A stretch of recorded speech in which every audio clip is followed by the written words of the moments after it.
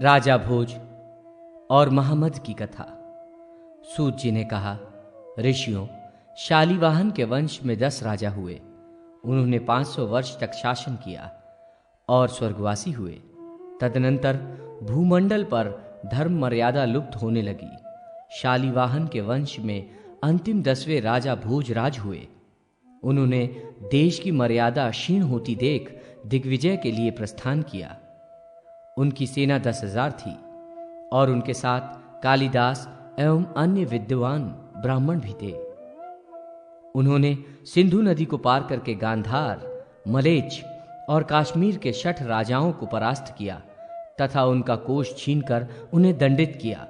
उसी प्रसंग में आचार्य शिष्य मंडल के साथ मलेच्छ महमद नाम का व्यक्ति उपस्थित हुआ।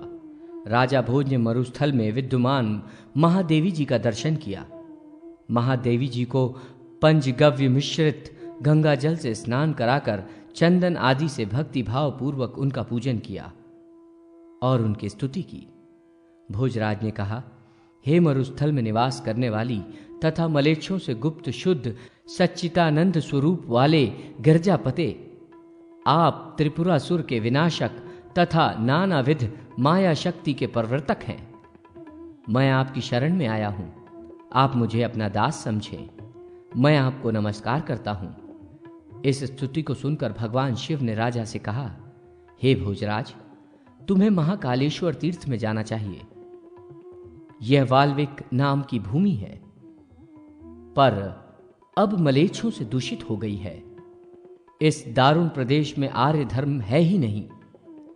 महामायावी त्रिपुरासुर यहां दैत्यराज बलि द्वारा प्रेषित किया गया है। मेरे द्वारा वरदान प्राप्त कर वो दैत्य समुदाय को बढ़ा रहा है। वो अयोनिज है, उसका नाम महमद है। राजन, तुम्हें इस अनार्य देश में नहीं आना चाहिए। मेरी कृपा से तुम विशुद्ध हो। भगवान शिव के इन वचनों को सुनकर राजा भोज अपनी सेना के साथ अपने देश में वापस चला आया। राजा भोज ने द्विजवर्ग के लिए संस्कृत वाणी का प्रचार किया और शूद्रों के लिए प्राकृत भाषा चलाई। उन्होंने 50 वर्ष तक राज्य किया और अंत में स्वर्गलोक को प्राप्त किया। उन्होंने देश मर्यादा का स्थापन किया।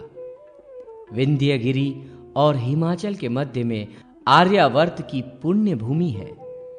यहां आर्य लोग रहते हैं।